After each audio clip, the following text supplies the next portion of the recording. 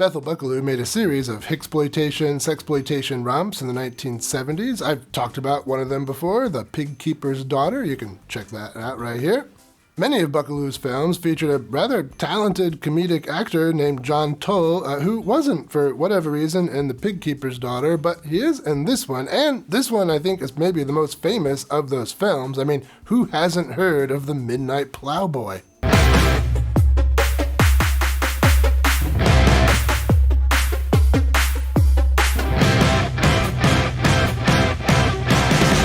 Welcome to Exploitation Reviews, and me, Rob, and today I'm taking a look at Midnight Plowboy from 1971. This, as you might guess from the title, is a loose satire of Midnight Cowboy. I say loose because it doesn't really have a whole lot in common with Midnight Cowboy, except the very general storyline of country boy goes to a big city. Well, and I guess both of the movies involve prostitution in one way or another, but, in Midnight Cowboy, he is the prostitute, and here he only works for them. So, not really the same story at all. And, I like Midnight Cowboy just fine. It's a great movie in lots of different ways, but I am glad that an exploitation filmmaker, just poked a little bit of fun at it.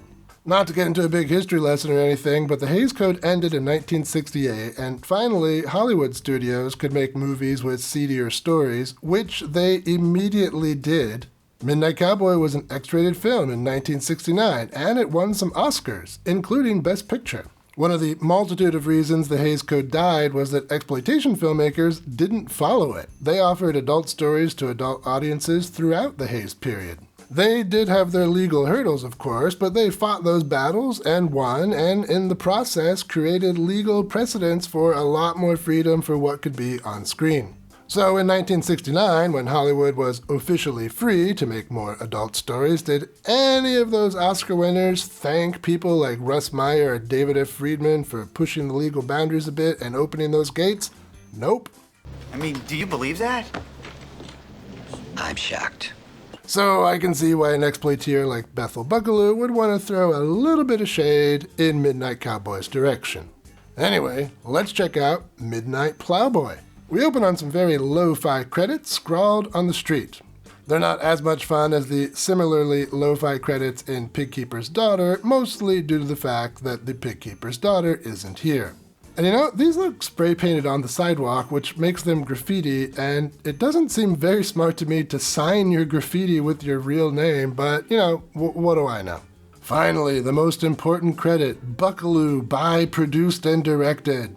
I might have read that wrong. After the credits, we meet our hero, Junior, played by John Tull. He was in a number of these country fried exploitation romps. Here, he's trying to get to Hollywood. Junior gets a ride from a very accommodating couple. The wife crawls right in the back seat with him and immediately comes out of her sundress. Naturally, that's nothing you can see here on YouTube. Man, I just work here. But of course, we don't have to stay here. You can now support the channel on Patreon and get access to spicy versions of my reviews. Link is in the description.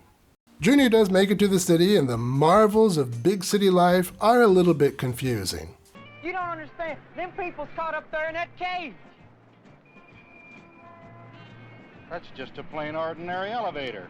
Oh, check it out. That cop there is an uncredited Bruce Kimball. He played the detective in Drive-In Massacre. I should probably talk about that movie at some point.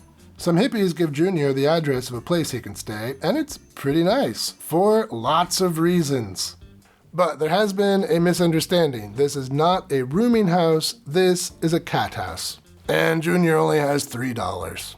The madam, though, takes pity on him and lets him stay in exchange for doing some work. The girls, make him feel at home, all at the same time. Man has to have a little bit of variety. After Junior gets situated, the owner puts him to work driving the new Cat House van. This is a new venture, kind of like a Meals on Wheels program, but instead of serving meals, it serves All those girls. There are various scenes of people enjoying their meals, so let's get past all this.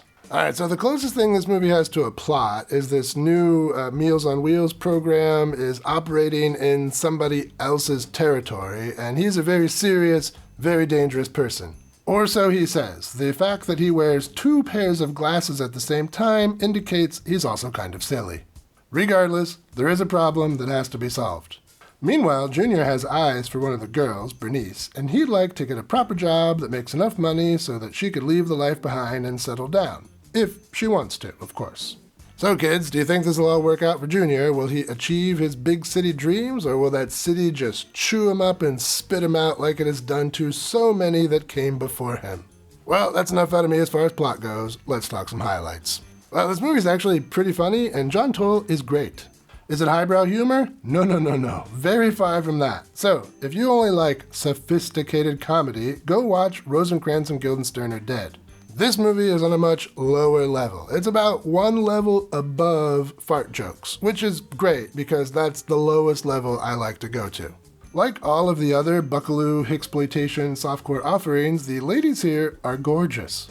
If we're getting super nitpicky, they maybe don't quite reach the level of The Pig Keeper's Daughter. I mean, that one's got Terry Gibson and Gina Paluzzi in it. Hard to compete with those two. And it might not even be on the level of Sassy Sue. Colleen Brennan's in that one, and she takes a bath outside, and that scene is all kinds of wow. Of course, I can't show you what I'm talking about to prove my point, unless you're watching this video on Patreon.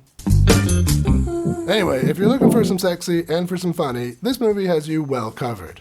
But I wouldn't say it's perfect. Like a man enjoying his meals on wheels, it does have some shortcomings. Well, in the last Bethel Buckaloo film I talked about on the channel, The Dirty Mind of Young Sally, I complained that the sex scenes weren't shot terribly well. And that's more or less the same here. The scenes are shot more like hardcore, even though they aren't. The camera is way too close to the action, and since this isn't hardcore, there is no action anyway, so what we end up with are lots of close-ups of naked people hugging. It's not the most interesting thing to look at.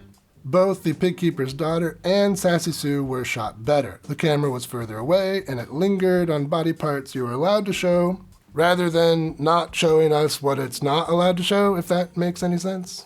I mean, that's a better formula, right? Show what you can, don't not show what you can't. Does that make any sense? I suspect, actually, it doesn't make any sense at all. I would show you examples of what I mean, but, this is where we are. But that being said, with the exception of one scene that takes place in the back of that van with John Tull and some uncredited but very attractive actress, the sex scenes here are pretty short, so that's good, because then we get back to what's interesting about the film, which is John Tull as Junior. He's charming, he's funny, and he's pretty good looking, so the more he's on the screen, the better. This is his movie, and he carries it well.